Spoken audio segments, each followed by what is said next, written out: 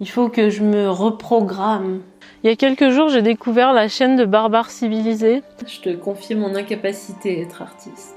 Je me suis vraiment remise en question à la suite de cette vidéo.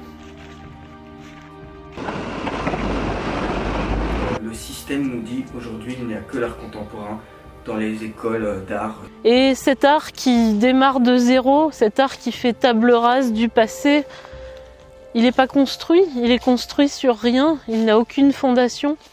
C'est pour ça qu'on ridiculise autant l'art contemporain. Je sais pas, j'ai envie de faire un pari avec toi. J'ai envie de recommencer ma pratique de zéro. J'ai envie de faire évoluer mon regard. J'ai envie de lire des livres qui parlent d'autre chose que d'art contemporain.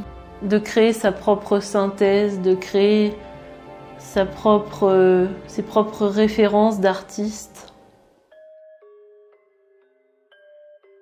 Salut à toi. Alors, j'avais annoncé il y a à peu près 15 jours ou 3 semaines, je sais plus exactement, que je faisais ce défi de sortir une vidéo par semaine qui soit sur ce défi lecture, sur ma transformation en tant qu'artiste. Et je sais qu'il y a pas mal de personnes qui se sont abonnées par rapport à cette vidéo-là. Alors oui, j'ai mis un peu de temps à les sortir parce que déjà les textes que j'ai choisi de lire ne sont pas forcément simples à comprendre et surtout à restituer. Donc pendant tout ce temps, j'ai cherché une forme qui soit pas trop professorale parce que moi j'aime pas trop ça. J'ai pas encore dressé la liste exclusive de tous les livres que je vais lire parce que j'ai envie de me laisser un peu de souplesse, j'ai envie d'évoluer un peu au gré de mes envies. Et surtout au gré de ce que je vais trouver dans les livres, de toutes les références qu'on va me citer. Donc j'ai voulu commencer ce défi, j'ai commencé ce défi par un recueil de textes philosophiques qui date de 1954. Alors je sais pas si tu vois ce que c'est. C'est un bouquin qui contient les textes philosophiques majeurs donc de l'Antiquité jusqu'à 1954. Donc autant dire qu'on a loupé pas mal de choses, hein. Mais c'est bien, ça va tout à fait dans ma démarche de consulter des textes anciens et non pas contemporains. Enfin, la naissance de l'art contemporain, c'est à peu près justement 45, 50, 55, donc c'est parfait. Et dans ce recueil de textes, il y a tout un chapitre qui s'appelle Esthétique. Et donc j'ai lu une partie de ces textes et je te fais aujourd'hui une vidéo sur tout ce qui concerne le beau. Selon Platon, dans l'Étrangère de Mantinet, le beau serait une entité à part entière, une notion éternelle qui ne dépend pas de l'appréciation des sens, qui n'est pas relative au goût d'une époque, ni à une culture. L'accès au beau se fait via les beautés sensibles. On commence par appréhender les beaux corps, les belles âmes, les belles sciences. Puis des sciences particulières, on atteint la science du beau. Le beau qui ne dépend d'aucun domaine en particulier. Selon Platon, toujours, le beau devrait être la quête ultime d'une vie d'homme, la beauté divine. La beauté, ça serait l'essence de Dieu. Et celui qui sait apprécier la divine essence du beau serait capable de vertus véritables. Il touche à la vérité. Et il saurait se faire aimer des dieux et devenir immortel. Dans ma recherche, j'ai commencé par lire des textes sur le beau. Alors, après, il reste à savoir si l'unique but de l'art est la représentation du beau. Moi, je pense pas, mais je trouve que ça serait un peu étrange d'apposer des considérations aussi récentes, aussi contemporaines sur des théories antiques. Donc je vais m'abstenir de faire ça. Platon commence déjà à esquisser une idée du beau comme notion éternelle, comme notion qui fait l'unanimité entre tous les hommes et qui appartient à Dieu aussi. Et je trouve que c'est très intéressant cette notion-là. Moi, c'est quelque chose dont j'avais un peu l'idée de façon diffuse, qu'on pouvait tous s'accorder sur un beau objectif, entre guillemets. Et c'est quelque chose qui finalement trouve son sens dans ma tête par les écrits de Platon. Je trouve que finalement c'est assez rassurant de se dire que qu'il existe une idée du beau, une idée du vrai qui échappe à la subjectivité. Je trouve ça un peu pauvre finalement de dire oui, je n'aime pas telle chose est pas belle seulement par rapport à mon goût personnel, par rapport à ma propre subjectivité. Je trouve que ça manque un peu de profondeur. Appréhender le beau de façon uniquement personnelle, ce qui est le cas dans l'art contemporain, dans l'art moderne, dans tout ce qui a suivi les peintres classiques. C'est un peu pauvre, je trouve, qu'aujourd'hui l'art contemporain manque de consensus, manque d'idéal de la beauté.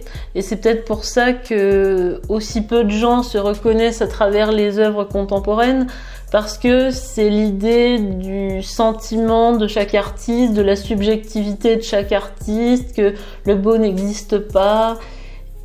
Et finalement, personne ne s'accorde sur des valeurs communes. Et c'est pour ça que les gens, je pense, apprécient moins l'art contemporain. Et c'est logique, j'en avais parlé déjà dans une vidéo qui s'appelait « Le problème avec l'art contemporain », dans laquelle j'expliquais que l'art était passé d'une vision commune avec la représentation donc des dieux, des grands hommes, et puis après des gens lambda, des animaux, des scènes des rois, puis après des petites gens. On était dans une appréciation commune de l'art. Je devrais pas employer le mot appréciation parce qu'il fait vraiment appel à l'intellect, mais on va dire que on était dans des conceptions communes de l'art, alors qu'ensuite, avec l'éclatement de l'art moderne, déjà les impressionnistes, Monet, on a été, et puis aussi les expressionnistes comme Van Gogh, on a été dans une représentation qui a été influencée par l'émotion, par l'état d'esprit de l'artiste, et qui n'est plus une représentation objective, donc réaliste. Et voilà, moi je pense que ça vient de là aussi, cette rupture, ce manque de consensus de toute une population autour d'une œuvre d'art, même si on peut aussi avoir une certaine subjectivité. Mais ce que dit Platon, oui, c'est que le beau, c'est quelque chose que tout le monde peut saisir. Il commence à esquisser la théorie de la métaphysique du beau qu'on verra par la suite. Ensuite, Platon discute avec Socrate dans le Philèbe. Pour lui, la beauté et la vertu reposent sur la mesure et les proportions. Le beau fait partie d'une grande entité qui est le bien. Le bien est composé lui-même de la proportion, de la beauté, de la vérité. Le bonheur de l'homme serait un juste mélange de plaisir et de sagesse, sagesse qui elle-même recoupe l'intelligence et la science. Mais quelle est la place du beau dans ce mélange ? La sagesse et l'intelligence, souligne Socrate, sont forcément en rapport avec la beauté.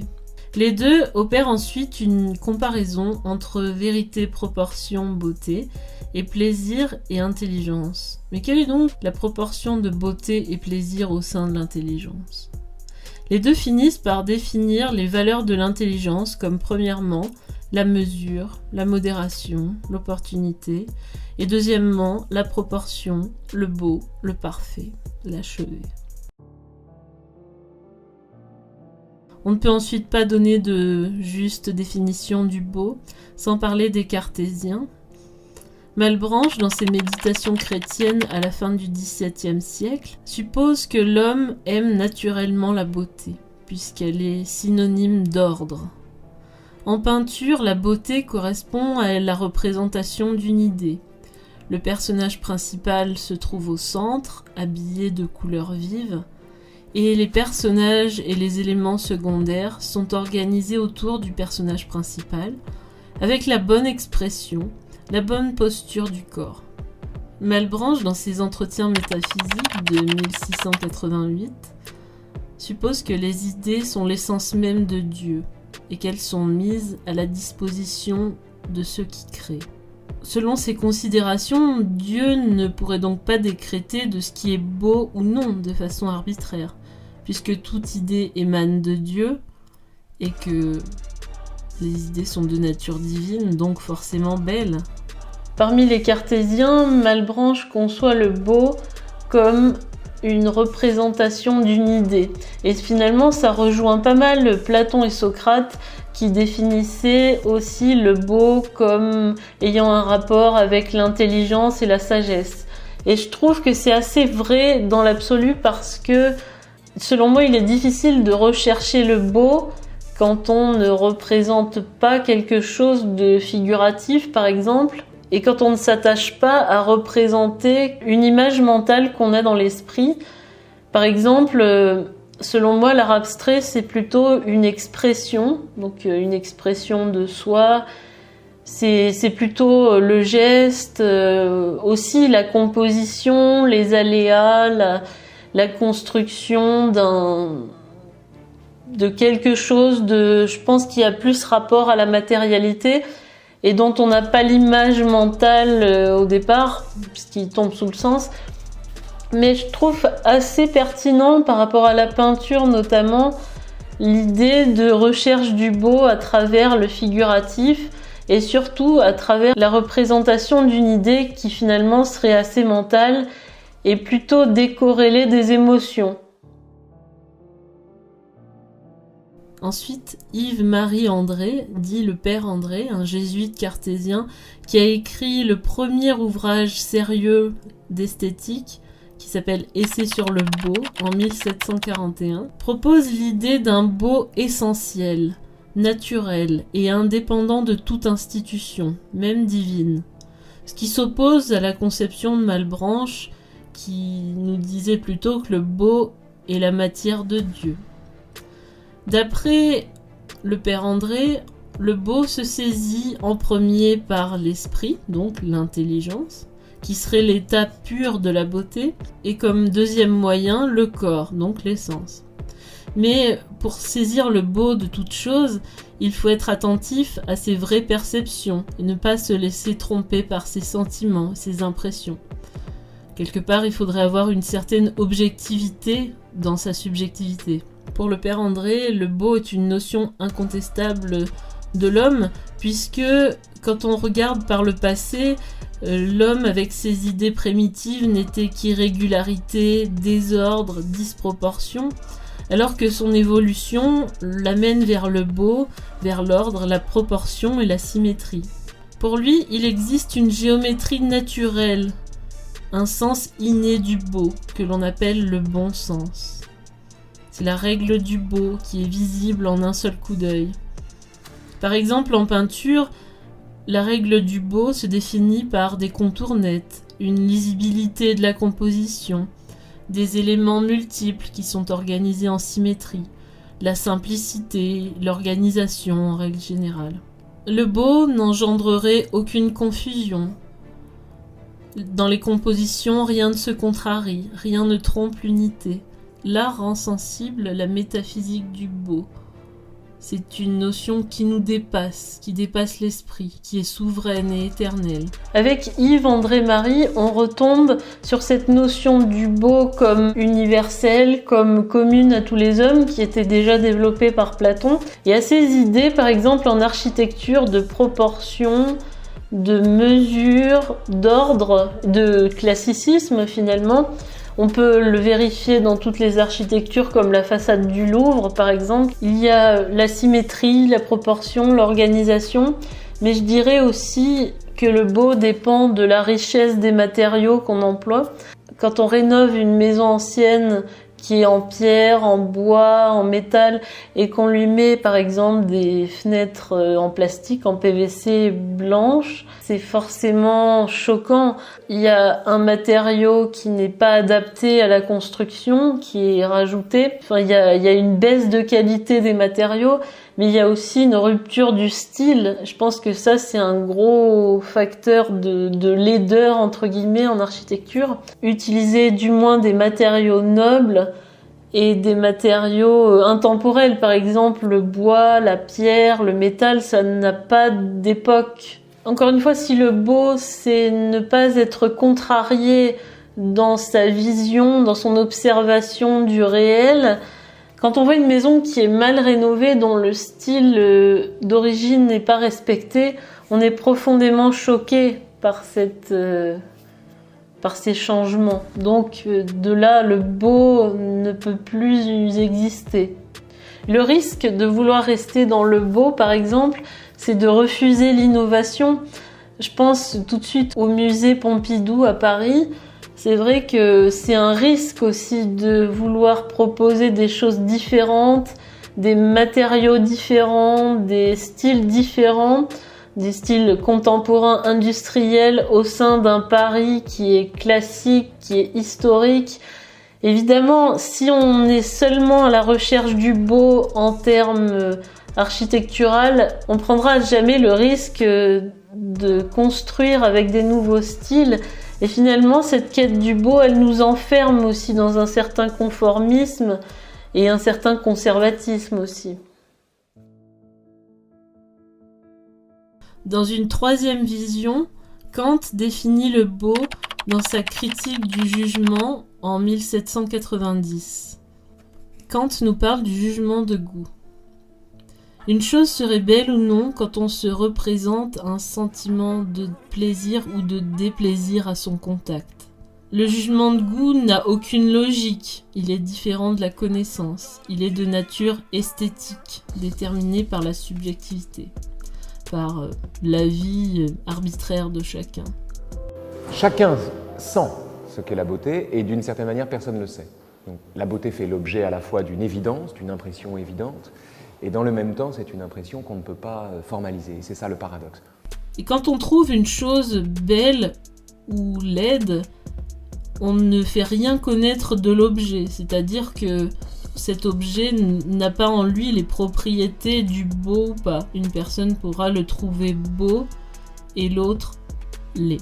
Simplement, ce jugement fait plutôt connaître le sentiment du sujet, comment il se sent lui-même affecté par la représentation. Pour Kant, il existe 3 jugements de goût, l'agréable, le beau et le bon. Tout d'abord, l'agréable, c'est ce qui donne du plaisir. C'est un jugement qui est limité à sa propre personne. Souvent, on dit « cette chose est agréable », mais on devrait la corriger en disant « cette chose m'est agréable ». Très simplement, si vous êtes avec votre conjoint ou avec une personne que vous aimez devant un coucher de soleil, que vous regardez le coucher de soleil et que la parole qui vous vient à ce moment-là, c'est de dire « c'est beau », vous n'allez pas dire « je trouve ça beau », vous allez dire « c'est beau ». Autrement dit, vous allez parler implicitement au nom de l'humanité entière dont vous n'imaginez pas qu'elle ne puisse pas être émue par le spectacle que vous avez sous les yeux. Ensuite, en deuxième, le beau, c'est ce qui plaît, purement et simplement. Le beau est l'objet d'une satisfaction désintéressée et libre. Libre des sens et libre de la raison.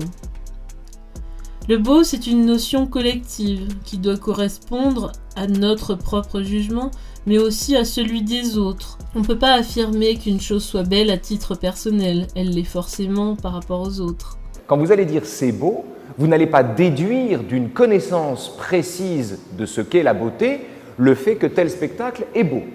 Vous allez juste faire droit à votre impression.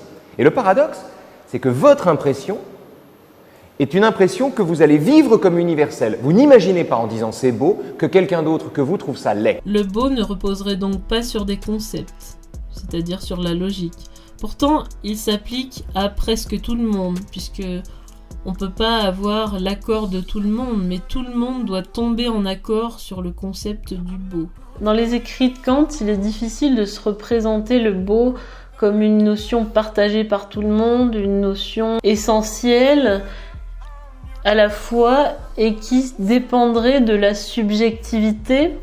En lisant Kant, je me dis que le beau, c'est peut-être une construction, c'est peut-être différentes strates. Déjà, il y a la notion du beau universel, la notion sur laquelle on tombe d'accord, une notion qui dépend, comme disait Malebranche ou Yves-Marie André, de la mesure, de la proportion, de l'organisation, de la symétrie, de la simplicité. Mais aussi, peut-être que le beau aurait une dimension personnelle qui s'ajoute à cette dimension universelle. Parce que même si ces choses plaisent universellement, Peut-être que dans une conception plus moderne, je pense à la peinture notamment, on pourrait s'accorder sur le fait aussi que on a chacun notre sensibilité qui entre en compte. Alors je sais pas si tu partages mes conceptions, mais j'ai toujours eu le sentiment en art que on était passé d'une notion presque objective, représenter une idée, représenter les grands hommes, on était dans le réalisme, dans la représentation, dans quelque chose qui était très mental, pour aller petit à petit, à travers l'évolution des époques, vers la représentation de l'émotion, puis un changement de la représentation par rapport au sentiment du peintre. Je pense à Picasso, à Van Gogh, à Monet, tous ceux que tu connais. Et petit à petit, on a décroché de cette représentation des émotions à travers la technique picturale. Par exemple, l'impressionnisme, on a fait des taches de lumière, donc ça représente une émotion du peintre, et cette émotion influe sur la forme de la peinture.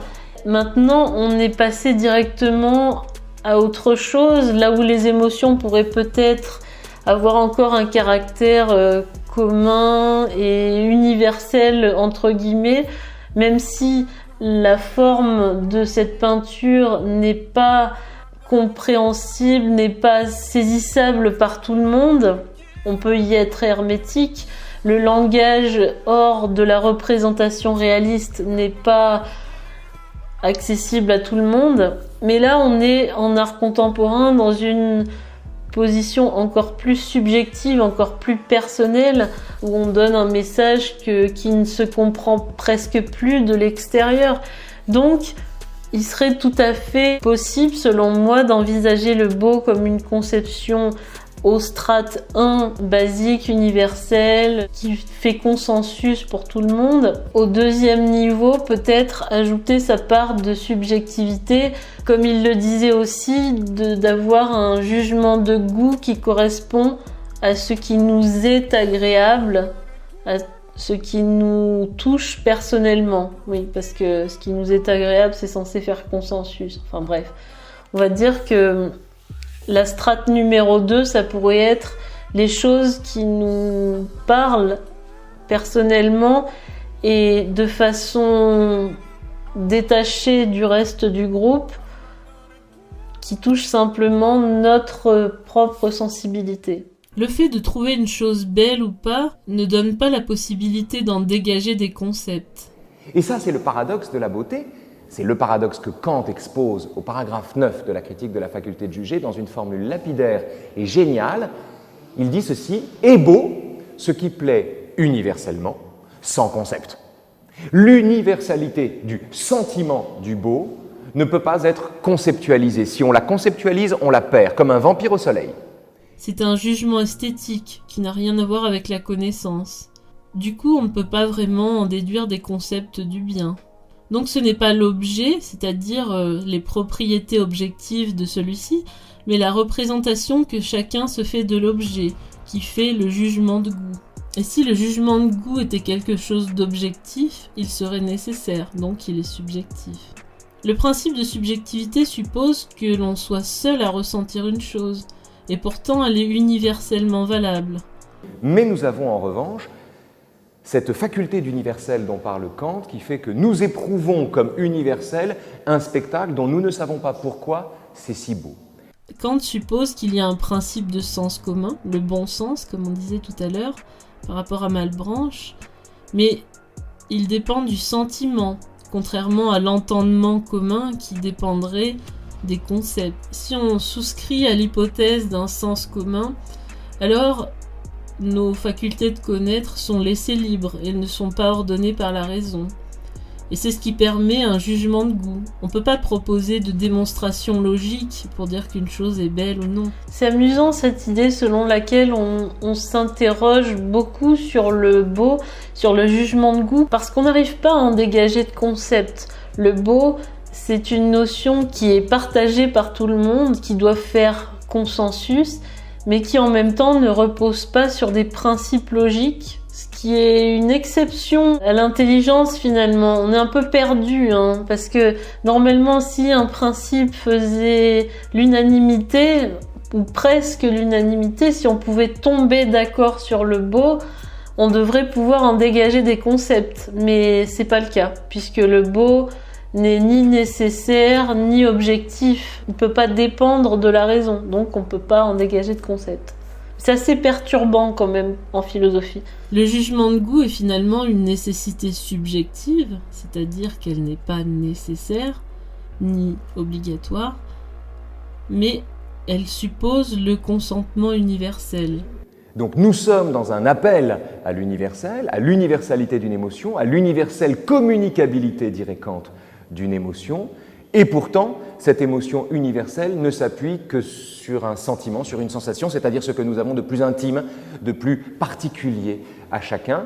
Et finalement, si on suppose que tout le monde s'entend sur le jugement de goût, on pourrait presque dire que c'est un jugement objectif.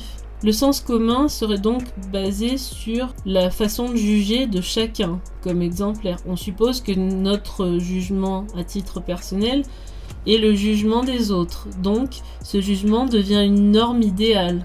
Et Kant suppose qu'on pourrait avoir un jugement plus juste si chacun s'accordait avec cette règle, en y associant la satisfaction de la représentation que l'objet suscite en lui.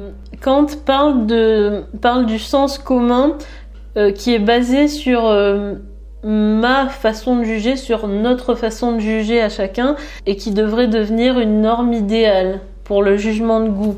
Alors moi je trouve que c'est assez intéressant. De ce que j'ai compris, on devrait considérer que notre jugement honnête, donc le fait que l'on décide qu'une chose est belle ou non par rapport à la possibilité que cette vision puisse être partagée par les autres, on devrait en faire une règle sur laquelle on ne transige pas. On ne devrait pas se faire influencer, donc, d'après ce que je comprends, par les modes, par les cultures, par les influences diverses et variées. On devrait seulement se référer à son jugement, à son sens commun, à son bon sens pour décider si une œuvre est belle ou non. Et finalement, ça confirme ce que je disais tout à l'heure, alors que je savais pas trop quelle était la suite. Ça confirme l'idée selon laquelle on combine cette notion universelle au plaisir ou au déplaisir que me procure la représentation de l'objet que je vois ou que je perçois. Donc finalement, le beau est constitué de différentes strates, mais ces couches ne s'opposent pas les unes avec les autres. Le beau pourrait donc être à la fois une notion subjective, mais cette notion subjective serait une qualité que chacun possède, le bon sens. Donc elle permettrait de considérer de façon innée si un objet est beau ou non. Les jugements de goût sont des principes subjectifs, mais ils sont acceptés comme universellement subjectifs, c'est-à-dire nécessaires à chacun. Ils pourraient donc nécessiter un accord universel. Et en troisième lieu, le bon est une valeur objective très différente du sentiment du plaisir et de déplaisir. Je vais pas beaucoup développer là-dessus, mais le bon, il serait plutôt allié avec le juste, avec la vérité. Souvent aussi aux Beaux-Arts, on a été confronté à l'idée qu'on ne peut pas juger si une œuvre est belle ou non, que le jugement c'est mal, que dire que quelque chose est beau c'est mal, que le beau n'existe pas. Mais si, le beau existe. Le beau, c'est une conception qui est partagée par tout le monde. Selon moi, il faut toujours replacer les notions qu'on lit, les philosophes, les artistes, par rapport à l'époque dans laquelle ils ont été. Et je trouve que théoriser sur le beau ou sur le jugement de goût en école d'art ou par rapport à ce qui se fait dans les galeries, dans les expositions d'art contemporain, c'est totalement inutile et stupide, selon moi, parce que l'art contemporain ne répond pas à la volonté de représenter le beau tel qu'il est envisagé par Kant, par Malebranche ou par Platon. Non, pas du tout. Et en plus, on a perdu complètement les idéaux, notamment surtout religieux. La représentation du beau n'est plus du tout une préoccupation des artistes contemporains. Peut-être si tant est qu'on veuille représenter quelque chose, puisque je parlais tout à l'heure de l'expression qui est différente de la représentation, mais même en admettant qu'on ait un concept et qu'on veuille représenter, je sais pas, la société de consommation, le désastre écologique, ses propres tourments, ses propres sentiments, la condition des femmes, des tonnes de choses qui n'ont rien à voir avec le beau. Donc c'est pour ça, moi, ça me fait un peu doucement rigoler quand on essaye de chercher le beau, quand des gens que j'écoute parler, des personnes âgées, des personnes qui sont restées dans cette conception du beau qui n'est pas du tout qui n'est ni bien ni mal, ni mieux ni moins bien qu'autre chose. Mais je trouve que c'est des comparatifs qui n'ont aucun sens et qui n'ont pas lieu d'être dans le contexte de l'art contemporain. Et le problème peut-être du jugement de l'art contemporain, c'est que on n'a pas de grille de jugement. C'est ni la technique, ni la recherche du beau, ni la perfection de la représentation. C'est pour ça qu'on est un peu perdu dans cette appréciation. Et peut-être que l'art contemporain n'a rien à prouver, peut-être que le jugement de goût n'a pas lieu d'être dans l'art contemporain, sûrement même, mais est-ce que en tant qu'humain, avec toute l'histoire qu'on a, tout le passif qu'on a en France notamment, est-ce qu'on est en capacité d'arrêter de juger une œuvre d'art? Est-ce que c'est possible? Est-ce qu'on peut accepter, quand on est dans un musée, dans une galerie, d'être seulement spectateur sans comprendre, sans être évidemment dans la peau de l'artiste? Est-ce qu'on doit juger une œuvre, ou est-ce qu'on doit, par exemple, si on exclut le mot juger, apprécier une œuvre, observer une œuvre sans rien savoir d'elle, sans avoir aucune grille de lecture? Et est-ce qu'on doit aussi lire ce que dit l'artiste, ce que disent les commissaires d'exposition sur l'œuvre générale de l'artiste pour la comprendre? Est-ce qu'on a besoin d'un support intellectuel pour se saisir de toutes les subtilités de l'œuvre? Et ouais, je sais pas, c'est une question compliquée à définir. Alors j'espère sincèrement que cette vidéo vous aura intéressé, que vous n'êtes pas présentement en train de vous chercher un Doliprane pour faire passer tout ça. Alors les prochaines seront peut-être un peu moins philosophiques, un peu moins théoriques. Je pense que je rajouterai peut-être davantage de pensées personnelles et puis de ma pratique aussi. J'aimerais bien essayer des trucs plastiquement. Donc je vous tiendrai au courant de tout ça. Pour ceux que ça intéresse, vous pouvez vous abonner à mes emails privés, vous le savez. J'envoie un mail par semaine où je donne des conseils en art pour devenir un artiste accompli. Et en particulier pour les gens qui sont à un niveau un peu plus avancé, qui sont sortis des Beaux-Arts il y a quelques temps, qui n'ont jamais fait les Beaux-Arts, je discute de mes idées sur l'art, sur l'entrepreneuriat, sur le développement personnel. Si vous êtes intéressé, c'est en barre d'infos, c'est le premier lien. Je vous dis à la prochaine vidéo, au prochain épisode. Salut!